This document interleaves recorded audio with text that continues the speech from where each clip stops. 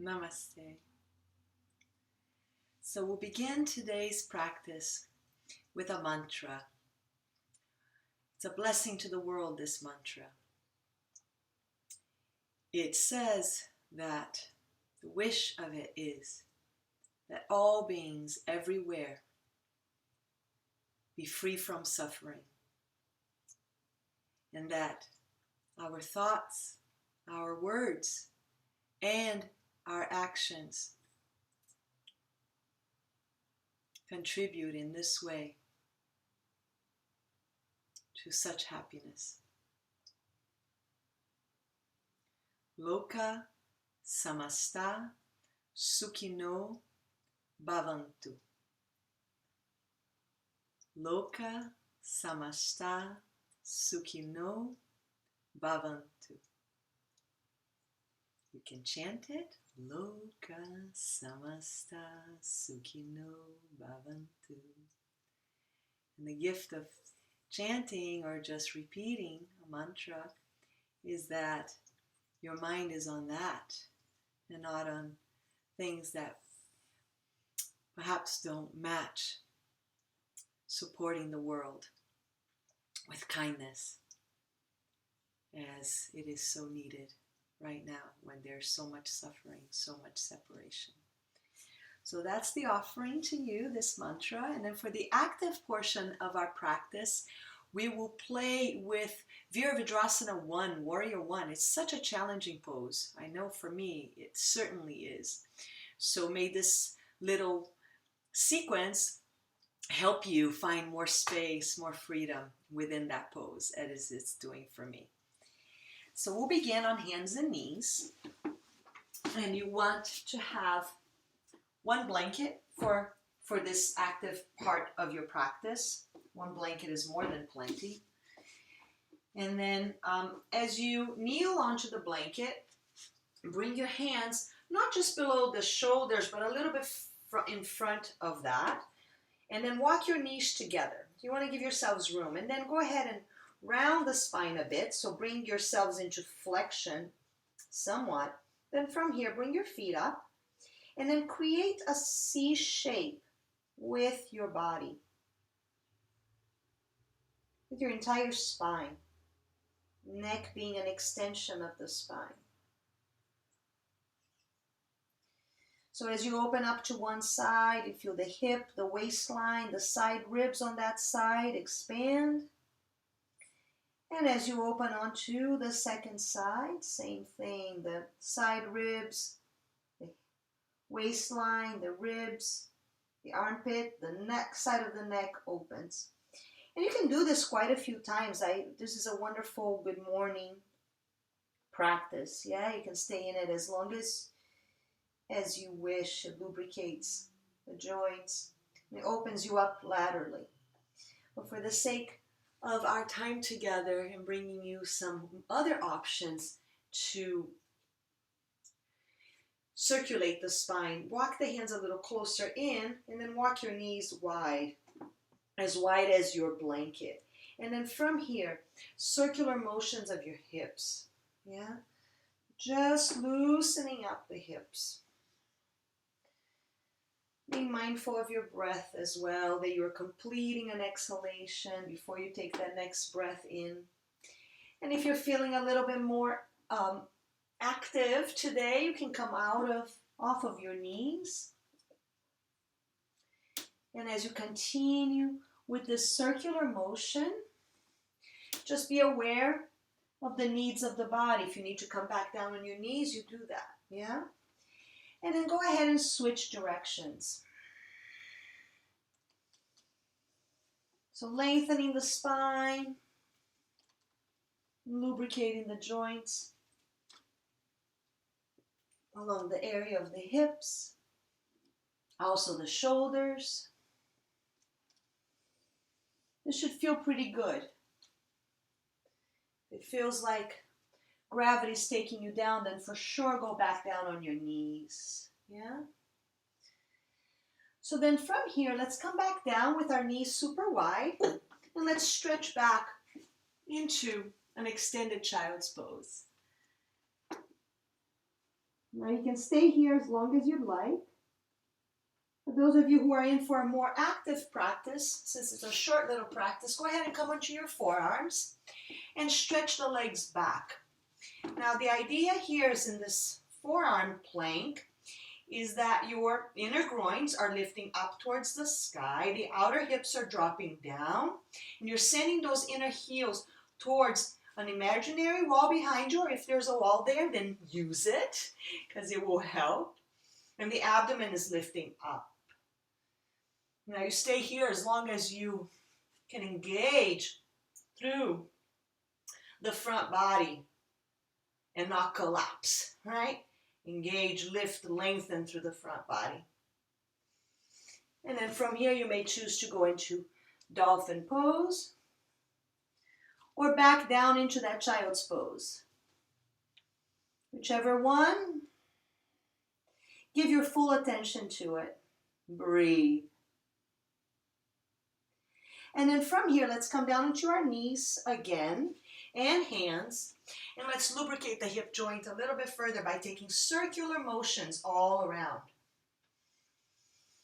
Big circles. So you can stay with this on your knee, or if you choose, come up onto downward facing dog and do the same action from here.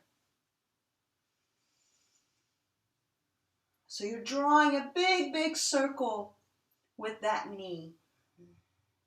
And after you've done a few times in this direction, you go ahead and switch directions.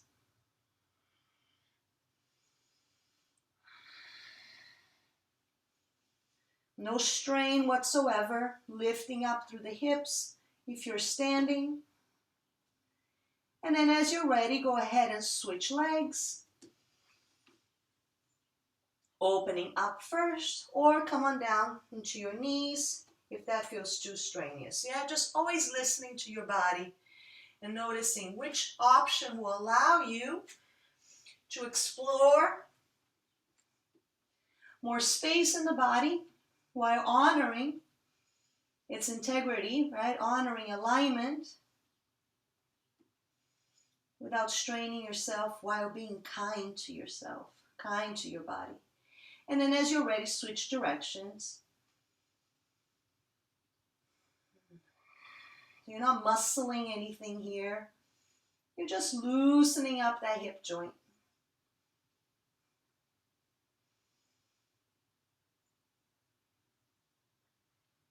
And then when you've had enough, go ahead and come down onto your knees and step one leg forward, say the right leg, and lift the arms up. And so now here you have a variation of Virabhadrasana 1, yeah, without too much effort because the back knee is still down. And the idea is that you're rooting down through both legs from the pelvic floor. You're evening things out, so you're not pulling on one way or the other. And then the arms are rising from the waistline, from the side body, rising up. Breathe. So that's your warrior 1. So the variations that we do standing and the little refinement tips of alignment, you can do them from here. You don't need to go any further. And then you can just simply step that leg back and step the other leg forward and reach up and give the second side a go.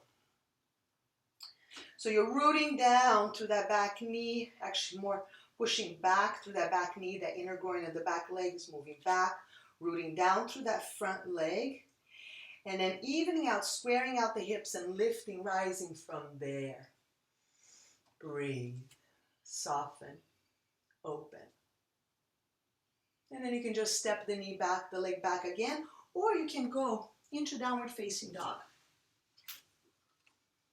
We're going to do another variation on both sides, yeah? So you can just do it from kneeling, as we just did, stepping the right leg forward from kneeling, or stepping it in from downward facing dog. But this time, let's bring the backs of the hands to the backs of our torso.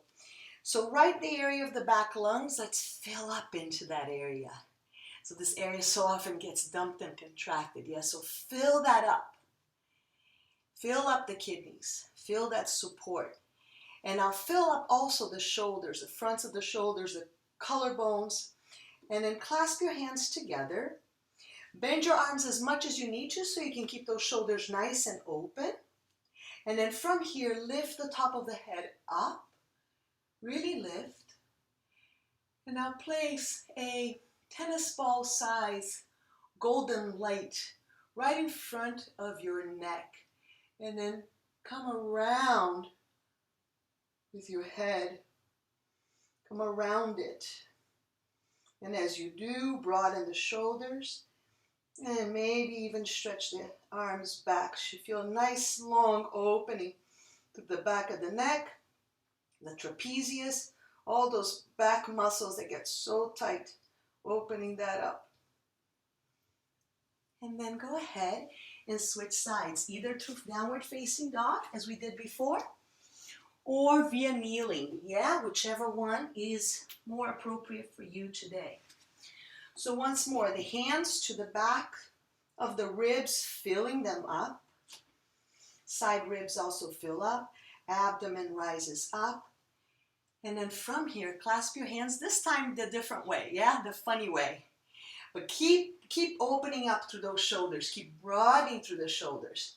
Lift up through the abdomen, reach up. And now that golden ball again, let it be the earth. And pour your mind into it. Lift your heart up to it. And then your throat is right there. Bringing kind thoughts, words, and actions into the world. It surely needs it from us right now. Step back, downward facing dog. Let's all meet in downward facing dog. So if you're kneeling, come on into downward facing dog. And as you find yourselves in this shape, perhaps the spine is a little bit rounded, a little bit curved. One way to find out is just to place your hand there. If so, bend your knees generously until the spine can drop. So you want the torso to descend here, to decompress. And then to the degree that you're able to re-straighten the legs, you do that, but not at the expense of your spine decompressing. The arms are strong, the biceps are rolling in towards one another, the armpits are broadening, crown of the head is getting heavy, the outer hips lifting up. And then as you're able, begin to walk your hands and feet towards one another. You see that blanket on the way? Go ahead and fold that blanket in half. And then bend your legs generously. And place that blanket right at the crease of your hips. And then from there, just like you did with the throat, with the neck, bring your abdomen around it. So you want to have a nice opening here through the back body. And then go ahead and release all the way down. Engaging through the fronts of the thighs as to liberate and spread the backs of the thighs a little bit more. While you're rooting down through the inner heels, you are also lifting up through the outer hips. Lifting up through the inner groins as well, but rooting down through those inner heels. And then go ahead and bend your legs. Drop those inner groins down. Drop the outer hips down. You can go ahead and move the blanket out of the way. And then up you come into Tadasana, standing pose. So far we have one variation of your Virabhadrasana 1. So now we're going to go into another variation. Draw your hands together and then just step or jump your feet apart. And now turn both feet in one direction. And then for this variation of Warrior 1, you're going to bring that back heel up as you bend the front knee and lift the arms up. So by bringing that back heel up off the ground, you have a little bit more room to maneuver through your hips. So just as when you were kneeling, so same story here, yeah, either or, whichever one you choose, you're rooting down through both legs equally as much. And your pelvic floor is even to the ground, and you're lifting up from there, rising up. So as much as you're rooting down through the legs, you're also lifting up through the torso. And then from there, come on back through the center and switch sides, pivoting both feet. And as you bring that back heel up, you also kneel down and reach the arms up. So as once again, you do find that rooting, that ground through your feet, and you find that stability on both sides of your pelvic floor, parallel to the ground, you're lifting the torso up. And as you lift it up, it feels spacious, open. So remember those hands to the back body, nice and long. And then as you're ready, come on back out, and you can step or jump your feet back in. And so we'll work with Virabhadrasana 1, just focusing on the back leg alone. So this time, we hop or walk. We turn to that first side again. And now the back toes, they're going to turn into a 45-degree angle, but the heel will stay down, right? So this is the actual expression of the pose. Now, that front heel should be intersecting with the arch of the back foot, but that can be very limiting on your hips. So generously walk the front leg more to the edge of the mat, so you have a wider lane here. Yeah, and then from this, you can reach the arms up, and then focusing on finding the inner groins of that back leg, really engaging them, moving them back. Finding the outer hip of that back leg and moving that forward. So there's a spiraling action of your back leg. Breathe into that. And then let's do the other side. So again, you don't want to feel like you're in a tightrope. I mean, you may want to challenge yourself to that depending on who you are and how much flexibility you have on your hips. But you may be well served by having a wider lane. Yeah? So that means right foot towards the right edge of your mat, left foot towards the left edge of the mat, whichever one's in front. And then from here again, the 45-degree angle of that back leg and the spiraling of that back leg as the inner groin moves back and the outer hip moves forward. So the back leg is your stabilizing legs, very important. If you want ease in the pose, you've got to commit that back leg in its action. And then from here, come on back. And you can step in or hop in, your choice. So now we'll do the front leg, and I'm going to give you a back view so that you can see a little bit more what I'm talking about. As you hop out, pivot to that first side. And then as you bend the front leg and keep that back leg with the same actions that you've been doing all along, the inner groin moving back, the outer hip moving forward. The idea here is to take this outer hip of the front leg and really engage it. Really work those muscles. These are strong muscles. They do want to be engaged, yeah? Or the more engaged that these strong muscles are, the more ease you will find in the pose. So it's worth your while. Then the next thing that you're doing here with this front leg is sending the tailbone towards your front knee. Towards your front knee. So the tailbone is moving forward towards the front knee. And then look up, lift up. And then go ahead and switch sides. So again, maneuver the foot out a little bit so that you're not in such a tight rope. And then as you're ready, not losing what you already have with the back leg, those same principles apply, but then taking that outer hip of the front leg and really engaging it. And taking the tailbone and sending it forward towards that front knee. Work that. As you reach, as you open, to discovering more space in this pose. So So it is not easy to be a warrior. It's a great challenge. We are asked to find grace, kindness, bring through. And so you come on back, and then you can hop in, and now we'll put the whole thing together. Okay? So taking another big step or jump out, and then pivoting onto the first side. Remembering those principles of the back leg, the inner groin moving back, the outer hip moving forward, and the front leg, the outer hip drawing in, muscularly drawing in, and then the tailbone moving towards the front knee, and then reaching up. So now in the final pose, in the complete pose, the hands come together. And so you are rooting into all that is exactly as is. But you are also seeking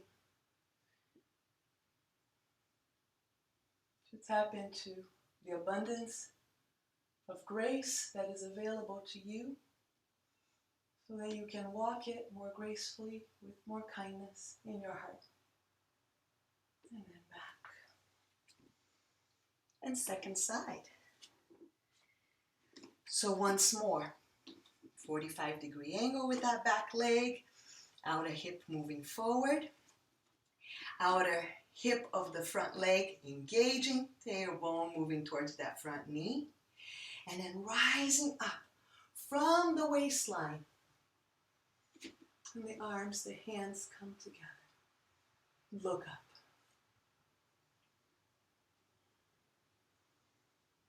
And recognizing it's all here.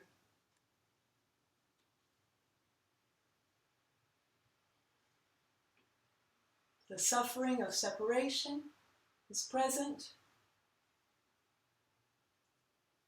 and the joy and the ease of union is also present.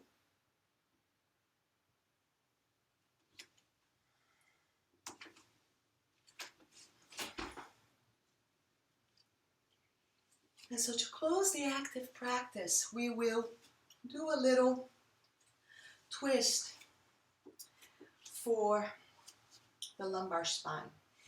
Bring your leg up to a wall. Yeah, so if you're at a wall like this, I'm going to do it from here so you can see this one better.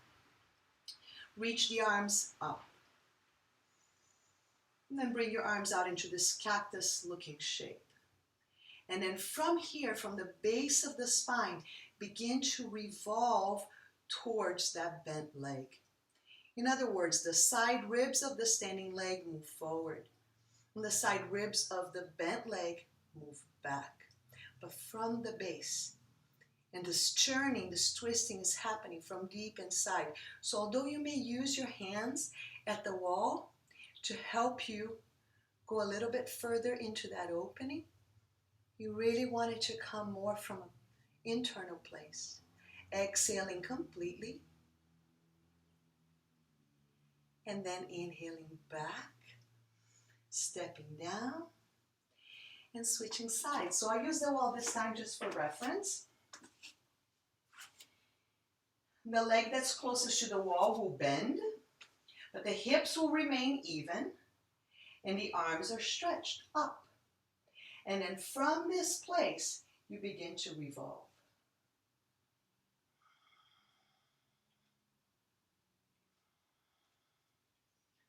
So those of you with sciatica issues or low back inflammation, this is a really great way to loosen things up.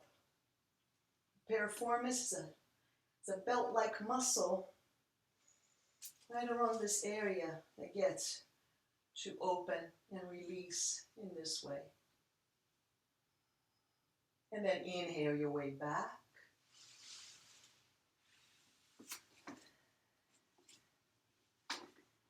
And let's take a few minutes in Shavasana. Take that same blanket that you were using for your knees to support your neck and your head. Kneeling. come down into your forearms first. Put your chin in. And then from here, go all the way down. Now, the blanket, you don't want it on your shoulder. You want it at the neck, our area of the neck. So scooch it up a little bit. So, okay, that's a little wrinkly there on the neck, provided it's not uncomfortable or uneven. The legs can stay bent for this, or maybe even the knees come together.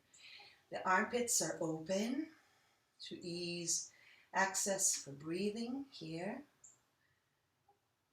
And then that's it. Shift from doing to being. Of course, stay here for as long as you like, as long as you're able. Letting go into silence.